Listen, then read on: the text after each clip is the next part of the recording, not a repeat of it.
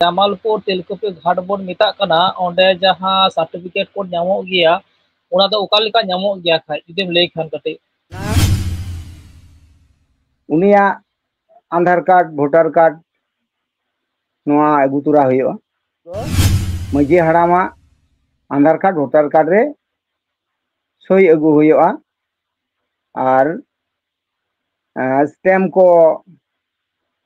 M गे दरकार कना बाबा तकिन तो नितो वर्तमान रे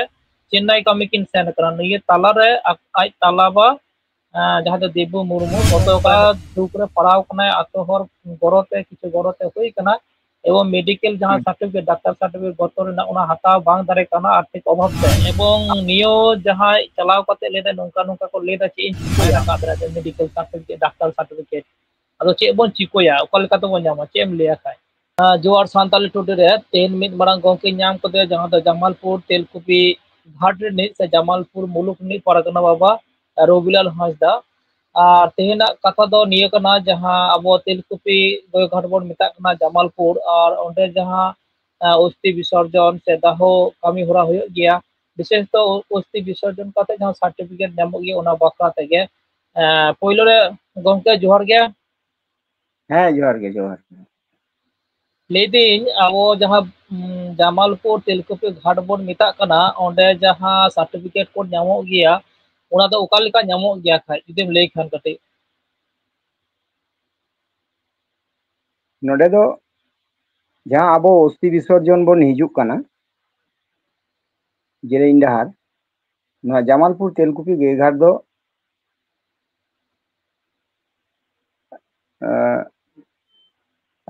तेल नहान काते जांगबाहा जहां नोडे बन अगुया तेलकुपी गे घाट रे ऑफिस रे प्रथम तो न्यापाम काते अब अस्थि जहां को अगुया उना अस्थि ओंडे विसर्जन बा जांगबाहा बोहेल कामी होरा होई लेन खान गे कि हेज काते गे मेटा एंटी होयो ओंडेना उनी जहां जांगबाहा अगु हुई कना ना दो आवरन जहां अगुन बन मेता को कना अगुन गे ओंडे ऑफिस रे हेज इनाय नितुम रेस्टी होइना ओनारे जहां डॉक्यूमेंट्स को डेटा फॉर्म हो हिना अदो इने हिलो दो पहिले दो हां खान नितुम रेस्टी गे जांगबाहा को बोइल होइना ओंडेना नियम सारी धर्म हरिते जहां जांगबाहा बोइल ना नियम मिना ओना कुइडी गाड़े जाटांग हासा कुपी सुनुम सोलंग साकम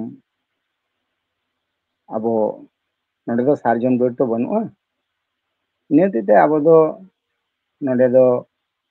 नोआ ये गे बीट होयो कना ओना जहां मत कोड दर और ओंडे जहां को लगा कना ओंडे दो बारधा बोंगा बुरु होयो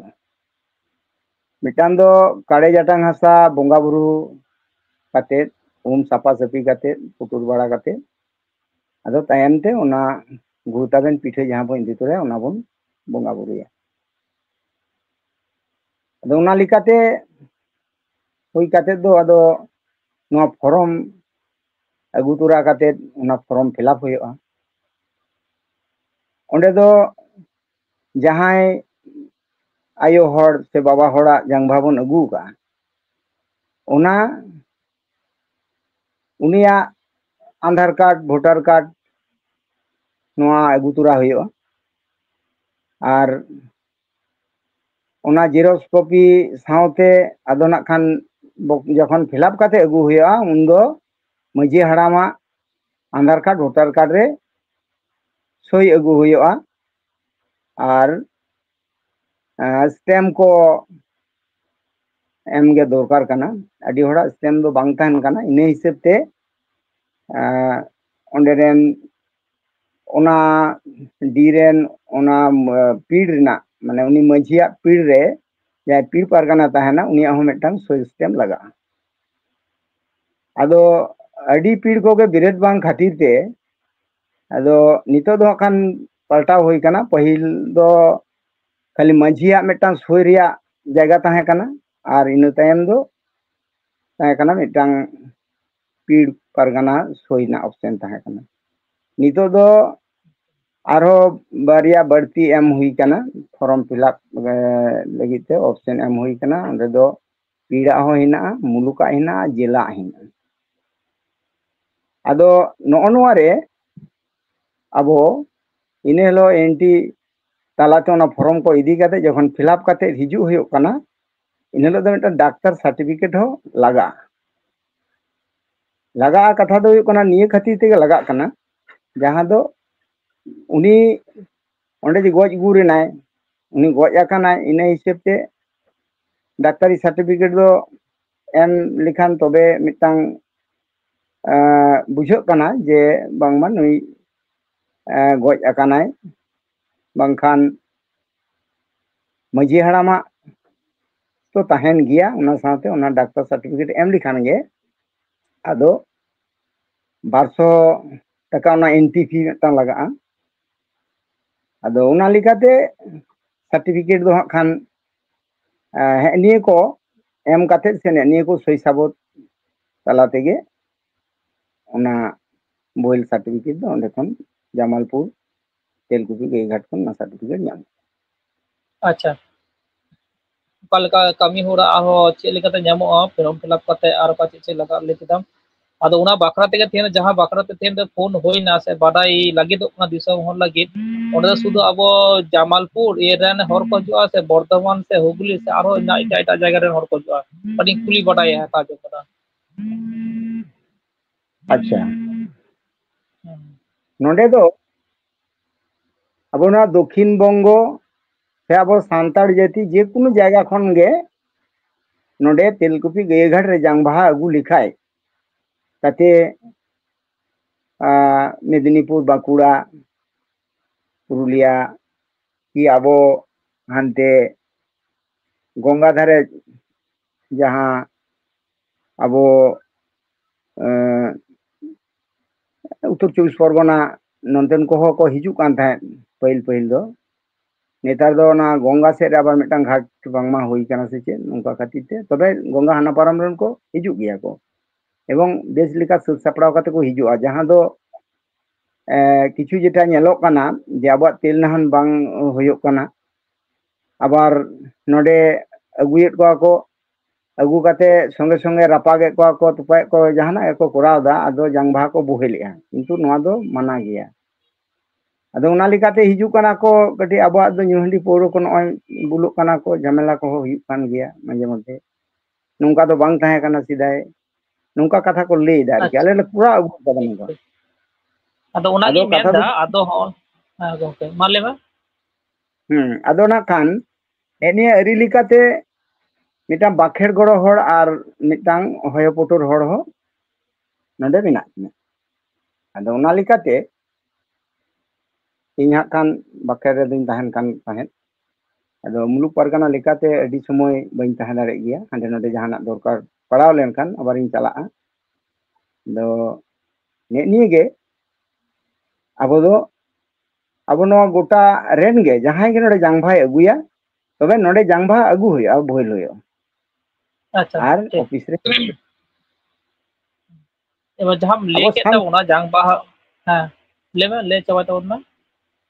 ᱦᱮᱸ ᱱᱚᱣᱟ ᱡᱟᱝᱵᱟᱦᱟ ᱟᱹᱜᱩ ᱛᱚᱨᱟ ᱦᱩᱭᱩᱜᱼᱟ ᱟᱨ ᱡᱟᱝᱵᱟᱦᱟ ᱛᱮᱜᱮ ᱚᱯᱷᱤᱥ ᱨᱮ ᱧᱮᱯᱮᱞᱚᱜ ᱦᱩᱭᱩᱜᱼᱟ ᱧᱟᱯᱟᱢ ᱦᱩᱭᱩᱜᱼᱟ ᱥᱟᱹᱨᱤᱜᱮ ᱡᱟᱝᱵᱟᱦᱟ ᱛᱮ ᱦᱮᱡ ᱦᱩᱭ ᱠᱟᱱᱟ ᱥᱮ ᱵᱟᱝ ᱛᱟᱨᱯᱚᱨ ᱜᱮ ᱟᱫᱚ ᱵᱚᱦᱩ ᱨᱮᱱᱟᱜ ᱡᱟᱦᱟᱸ ᱟᱹᱨᱤ ko ᱦᱮᱱᱟᱜᱼᱟ ᱚᱱᱟ ᱞᱮᱠᱟᱛᱮ ᱟᱵᱚᱣᱟᱜ ᱚᱸᱰᱮ ᱵᱚᱸᱜᱟ ᱵᱩᱨᱩ ᱵᱟᱲᱟ ᱠᱟᱛᱮ ᱫᱚ ᱯᱳᱭᱞᱳ ᱫᱚ ᱧᱩᱛᱩᱢ ᱨᱮᱡᱤᱥᱴᱨᱤ ᱦᱚᱴᱚ ᱠᱟᱜ ᱦᱩᱭᱩᱜᱼᱟ ᱛᱟᱨᱯᱚᱨ ᱚᱱᱟ ᱯᱷᱚᱨᱚᱢ ᱧᱟᱢᱚᱜᱼᱟ ᱯᱷᱚᱨᱚᱢ ᱠᱚ ᱤᱫᱤ ᱛᱚᱨᱟ ᱠᱟᱛᱮ ᱚᱱᱟ ᱡᱟᱦᱟᱸ ᱯᱷᱚᱨᱚᱢ ᱯᱷᱤᱞᱟᱯ ᱨᱮᱱᱟᱜ ᱡᱟᱦᱟᱸ ᱦᱮᱱᱟᱜᱼᱟ ᱚᱱᱟ ᱠᱚ ᱯᱷᱤᱞᱟᱯ ᱵᱟᱲᱟ ᱠᱟᱛᱮ ᱥᱳᱭ ᱥᱟᱵᱚᱛ ᱠᱟᱛᱮ ᱟᱫᱚ मोटामुटी सप्ताह पर आदो हेज लेनखान गे हुयो अच्छा जम लेकिदा माने अब ने हुगली बर्धमान से दक्षिण बंग रेन तमाम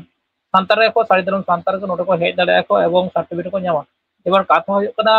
जहां फॉर्म एम हुयो कना उना फॉर्म रे चे लगा उना हम मेन केदा मने में कोनो कारण बसते मेटे मी हर तेन मेटे गिद्रो की ले गिद्रो हर जहां 16 17 बछर उमेर गिद्रो फोन ले तेहन জামালপুর তিলকুপি ঘাটে নৌকায় সেটেল কানায় তো ওদের ফর্ম মারে ফর্ম ফিল আপ হইনা কোনো কারণ বশত ওটা কোন হাতাও লিদায় হয়তো মারিয়া কাহা কারণ না ফিল আপ করতে সেন কানায় আর সঙ্গে ওনা যাহা ডাক্তারি সার্টিফিকেট এম লেদ ওনা বানুয়া আর যাহা সেন কানায় মানে মানে 16-17 বছর গিদ্র হরকে লে গানোa আদা পেন দায় যে নৌকা হেই কানা নৌকা অসুবিধা রে নিরুক কানা সার্টিফিকেট বাকো মক কানা ko আর মারে ফর্ম বদলতে অনা ko হাতাও কিদা না ফর্ম আবার কমা দি냐 আদো হয় যে সার্টিফিকেট আর উনি ডিটেলস এ মিতা দিኛই আই কাকা হর মানে আই আইও সে আই বাবা তে কিন্তু নিত বর্তমান রে চেন্নাই কামি কিন সেন কারণ নিয়ে তালা রে আই তালাবা যাহা দো দেবু মুর্মু গত কালে নৌকা মিটিং কানাই যাহা দো সারি আডি হাহারা কানা যাহা দো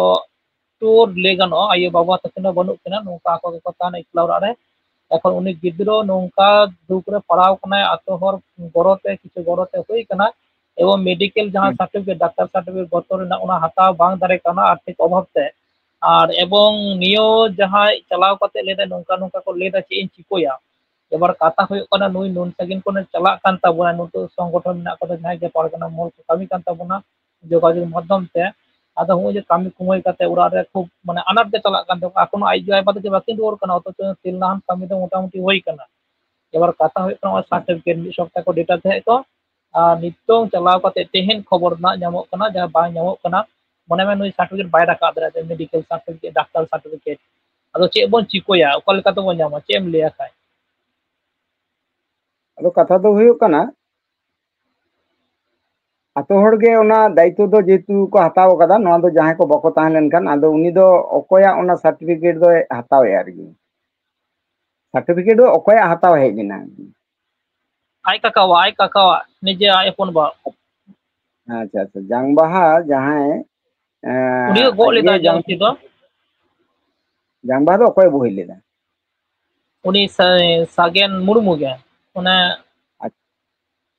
भाई पोते আচ্ছা আচ্ছা সাগেন মুর্মু জাং বাহায় বই লেদা আর ওনা দরখাস্ত রে আবেদন যাহা টেন আবেদনকারী বলে অল মেনাগᱼᱟ ᱚᱸᱰᱮ ᱫᱚ আবেদনকারী বলে উনিগে কিন্তু সই ᱦᱩᱭᱩᱜ ᱛᱟᱭᱟ उड़ी के सोई गए হ্যাঁ আদো উনি যাহায় আবেদনকারী সই দেয় উনিগে সার্টিফিকেট দো ইদি দো হিজু ᱦᱩᱭᱩᱜ ᱛᱟᱭᱟ ᱪᱮᱫᱟᱜ ᱵᱟᱝ ᱱᱚᱝᱠᱟ ᱟᱹᱰᱤ ᱥᱚᱢᱚᱭ ᱜᱷᱚᱴᱚᱱᱟ ᱜᱷᱚᱴᱟᱜ ᱠᱟᱱᱟ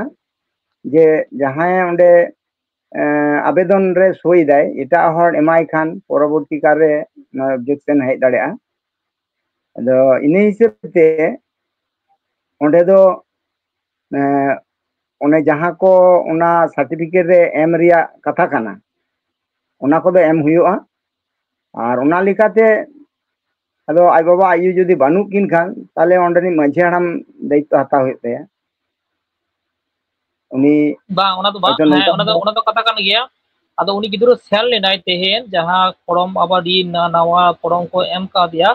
এবার কথা হই কানা ওনা মেডিকেল সার্টিফিকেট যাহা ডাক্তারি সার্টিফিকেট ওনা বাই রাখা দারে কাদা এত হর কো বকর রাখা দারে কাদা আর্থিক মানে সংকট খাতির তে যাহা তো বুঝো কানা বাকাতে এমনি তো সাধারণত এটা পরিবার করে দিছো কারণ এটা अवेलेबल করে রাখা গিয়া তো যে কারণ বশত নৌকা আর্থিক মানে গার্জেন বাং তাহানতে সে আর্থিক ইয়েতে নৌকা বাকো রাখা দারে কাদা এবার নিয়ে সার্টিফিকেট চিকোতে ᱧᱟᱢ ᱛᱟᱵᱚᱱᱟ ᱠᱷᱟᱡ নিয়ে কথা রাখা কানা ᱠᱷᱟᱡ ᱪᱮᱢ ᱞᱮᱭᱟ হ্যাঁ আদো হ্যাঁ কথা তো হুᱭᱩᱜ ᱠᱟᱱᱟ যে নোয়ারে মাঝি হারাম তো দায়িত্ব হাতাও গো হুᱭᱩᱜ তায়া এবং নুই যে গজ এনায় আদো নোয়া রেনা হাক খান প্রমাণ দো একমাত্র ডাক্তার গে এম দাঁড়ায় আর কি আদো ইনা লেকাতে মাঝি হারাম যেহেতু ওনা আতোরেন গার্জেন সে বাবা কানায় আদো নুই কাটি দায়িত্ব কাতে নোয়া সার্টিফিকেট দো এম লাগাক কান গিয়া খান নোয়া বাং এম লিখান মানে ওনা দরখাস্ত রে যাহা যাহা প্রয়োজন কানা আর যাহা দো কানা অডিট কো না ব্যাপার মেনা তো কারণ ওনা রে ওনা কো এম রিয়া কথা মেনা আর কি আদো ইনে হিসেব তেগে না দো মজিয়ারা মাকরন আত্মীয় স্বজন যাহাই গে ওনা দো মেটাং বাড়াই হো দরকার কানা বাখান আবো রেঙ্গে হর কামি কামি কাতে কো হিজু আতো আদো নোয়া দো যে লাহাতে যাহা ফর্ম ইদি লিদা ওনা ফর্ম রে মেটাং ইয়ে তাহেন কথা আর কি মেটাং নাম্বার আর কি ফোন নাম্বার আদো ইনা খাতির তে এবং নোয়া হো প্রয়োজন কানা যে যখন নডে খন না ফর্ম কো ইদিদা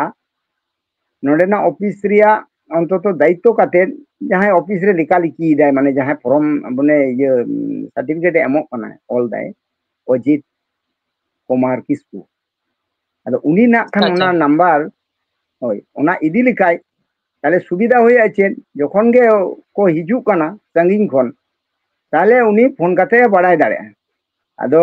মারে ফর্ম রে ওনা তাহে কানা সে বাং আদো নোয়া মানে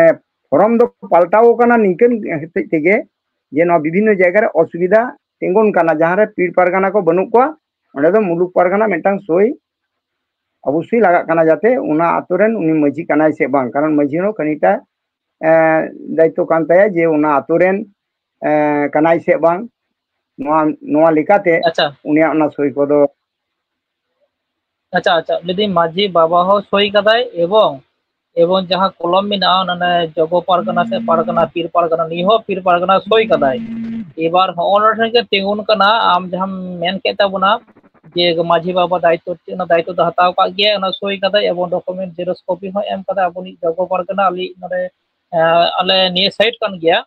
आदो नुई जहां जगो पारगना मेने उनी हो सही कदाय एबार कथा कना सर्टिफिकेट अकाल कथे जामो ताबना और मेटेन कथाम लेगा जा फॉर्म रे मेटेन चे को लेको फोन नंबर रे फोन हुयो कान थे आदो जोगाजोग बांग गानो कना फोन बांग लगा कना नि आडी मेटेन इये कना माने सागिन को चलो कान ताबना माने सेटा को दो कना को कम कम कते एबार फोन नंबर रे जोगाजोग बांग गानो कना ओने चे मेना खाय माजरा में सोई कदाय और जगमा ए जाय पीर पारगना उनी हो सोई कदाय और उना फोन नंबर बांग लगा कना नि को तो चे एम ले ताबना काज को दो बनो खाय कथा दो हुयो कना नोय जी मिटांग जहां कमिटी ओंडे हिना ओंडे जहां अबुआ मिटांग कमिटी जाने मिना जे सेक्रेटरी सभापति से मंचो कमिटी ओना मंचो को साथे दुड़ुब तेउ कते गे नोआ जहां नियम कानून को जहां ठीक होई काना ओना दो सानाम होल लगी मिटांग गे नियम तो अदे इने हिसाब ते अदो ना खान नुंकु आबोरेन आतोरेन बोलो और माझी हाराम गे बोलो ओना ऑप्शन दो निये गे मिना जे आबोरेन जे कुनु मिटांग डाक्टर सुपारिश काते बाड़ायान डाक्टर निचे ओना दो एमोग गिया ना खाय आदो उन्नो किछु तो चेरो प्रॉब्लम बनुआ जेहेतु को रेस्टी हटो कदा मेनखान ओना दो जे कुनु उपायते मिटांग डाक्टरी सर्टिफिकेट लगा चेदा बांग ओना दो होमियोपैथी एलापैथी जहां गे किंतु ओना दो पास करे डाक्टर गे आरकी जहां एलापैथी ताम और होमियोपैथी ताम नुकु ओना ना ओना जेरॉक्स कॉपी दो ओना फॉर्म साथे गे ताहेना ओरिजिनल तो अगुया को किंतु ओरिजिनल दो नोडे दो बांग लगा अच्छा ठीक ठीक जहां लेगी दाम माने जहां डाक्टर आगे पास करा डाक्टर के हमरा सर्टिफिकेट दरकार कना किंतु नुई सर्टिफिकेट हताव जखो नेल कना मोटामुटी 700 800 एवं 1000 टाका नुका चला कना एबा जहां कथा रे ओरिन लेटोल दा नुई मिटे रेंगे नाचार उड़ा जहां तो ले गानो मी लिका टू और उड़ा रन गिद्रो कनाय तो नोडे क्षेत्र रे माने 1000 टाका से 500 700 800 टाका ने क्षेत्र रे आबो चे सुविधा बो नाम दा चेदा से नोडे बोलन लाखा जे नोडे 1200 टाका लेके दा मिटेन nyutum नोटिभुक्त nyutum lagi ke 1200 टाका चार्ज लगा kan tabuna ebar le me unuk sagin khon ko chalak kan tabuna ebar nunuk 1200 টাকা nui nacar kita buna le gano renge gya ebong taka poisa artik khub সমস্যা মেনা এবার 1000 টাকা নুকা doctor মায়া এবার নুই নদে এবার ফিস কাটা হই কান তায়া কোনো সার্টিফিকেট পড়ে জামাই সে বাই জামা যেতে ভুল তো হই কান গিয়া নিয়ে ক্ষেত্রে চেক মানে কমিটি সে পারগানা মল চেক উজুর ভাবনা को দহ কথা খায় যে নিতো তো নোয়া লেকাতে দো अब कमिटी जहाँ घाट कमिटी ना सेक्रेटरी हिनाया एवं सभापति हिना किना और मंचो कमिटी रे मिटना सेक्रेटरी हिनाय आदो कथा दो हुयो काना नय जे सर्टिफिकेट खातिर ते नोआ मिटा एटकेटोड़े तिंगु काना आदो नोआ दो हा खान इन व्यक्तिगत भाव ते चे नोआ ते जहां दो बइन ले दाड़ा कथा दो हुयो काना नोआ कमिटी रेना सिद्धांत अनुयायी ते जहां लगाव तेना उना दो अब दो ऑलरेडी जतो हर गे नोआ दो को एम कदा और निया नुई क्षेत्र तो और इन मेन गुदा से नोआ से निंक कुराव ओना तो संभव दो बांग काना इने खान मिटान दरखास्त तो ऑल हुयुआ और नोआ जे सेक्रेटरी मिना किना मंचो कमिटी रेन सेक्रेटरी दरकार हुयो कान नोआ फोन नंबर इन्हा खान नोआ नंबर रेगे लिंग भेजाया भेजा काते नबीन मोटामुटी फोन ते ओना जोगाजोग बिना ᱟᱪᱪᱷᱟ ᱚᱱᱟ ᱱᱟᱢᱵᱟᱨ হোয়াটসঅ্যাপ ᱟᱹᱧ ᱢᱮ ᱠᱷᱟᱡ ᱚᱱᱟ ᱨᱚᱯᱚᱲᱟ ᱠᱷᱟᱡ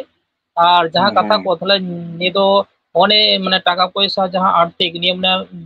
যাহা জগ পারগানা কো সে পীর পারগানা সে মুল পারগানা কো মেনা কো তোমরা সে জেলা পারগানা কো নঙ্কু ঠান ওকালেকা সুপারিশ সে লিখিত সে form fill up start form fill up কাতে নুই যদি কনসিডার গানো মাইজা নুকা রেঙ্গে নাচার হর কো চিতকাল কাবন দো কো আবন হেসে নুকু ᱫᱚ ᱟᱵᱚ ᱠᱟᱱ ᱜᱮᱭᱟᱵᱚᱱ ᱥᱟᱱᱛᱟᱲ ᱠᱟᱱ ᱜᱮᱭᱟᱵᱚᱱ ᱛᱚ ᱟᱫᱚ ᱱᱚᱝᱠᱟᱱ ᱱᱟᱪᱟᱨ ᱚᱲᱟᱜ ᱚᱠᱟ ᱞᱮᱠᱟ ᱵᱚᱱ ᱫᱩᱜ ᱠᱚᱣᱟ ᱩᱭᱦᱟᱹᱨ ᱵᱷᱟᱵᱽᱱᱟ ᱥᱚᱫᱚᱨ ᱠᱮᱫ ᱜᱮᱭᱟ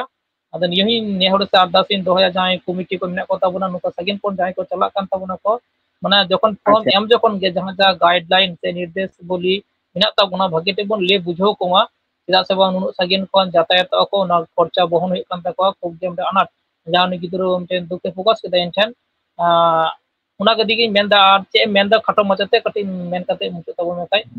एकदम कथा दो एकदम सही कथा एकदम ठीक है जाते आलो को हैरानी नोआ दो मिटन चिंता भावना दो मेना गया मेनखान नोना ऑप्शन को तालाते जहां गालमाराव रे ठीक हुई कना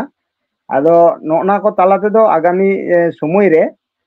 गालमाराव काथे छाड़ा नोआ दो हां कान निये मुहूर्ते इन दो हां कान नोआ दो बइन ले दाड़े आदो कथा दो हुयो कना नोना नंबर को ऑप्शन इया खान व्हाट्सएप ते भेजाई दरकार को ओंडे लई निये गे कथा दो नौकाना कोनो जुदी परवर्ती कारे आबो नय जे जहां एटकेटोड़े तिंगुन काना नोआ दो हां खान कमिटी रे गालमाराव कातेत गे सिद्धांत हुई लेनखान तखन आरो आर जहां कथा मिटांग अडी दामान कथा लई काना जे नोआ को दो जखन गे नुकु को रेस्टी टोका काना उनगे नुकु बेस लिकाते मिटांग बुझाव काते लई दरकार आरकी ते मेनखान लई दो को मिता को कान गे अवश्य आदार मटे कथा निये साउती मिता ले कुकलिन दोहयदा नोडे जामालपुर तेलकुपी घाट रे चेत चेत सुविधा तहन कान ताबोना दिसम हर लगी निये कथा जुदी मिद बार कथा पोस्ट होई कान अब नोडे सुविधा बोलते गेले सुविधा दो एटा किछु दवान नोडे संगिनी रेन हेज काते जाते कोनो रकम असुविधा रे बांग nyurup बा हेज काते जहान जहान को लगाव तेना उना को दो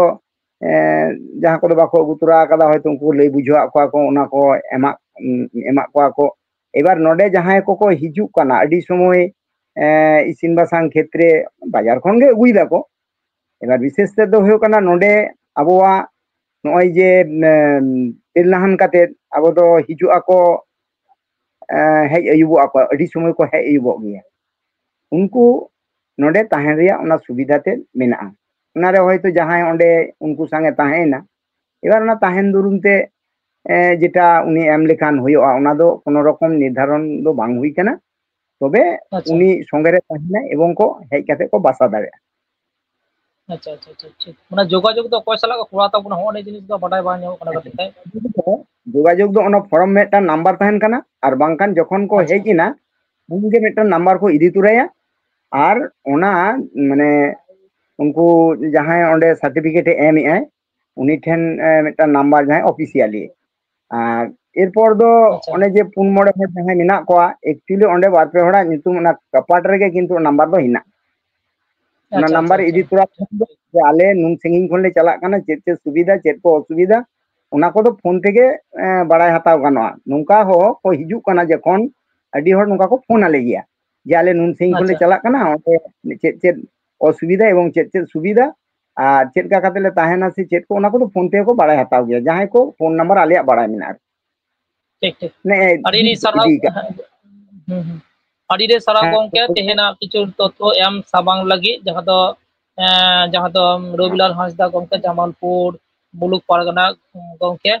अडी रे साराव जोहार गे जोहार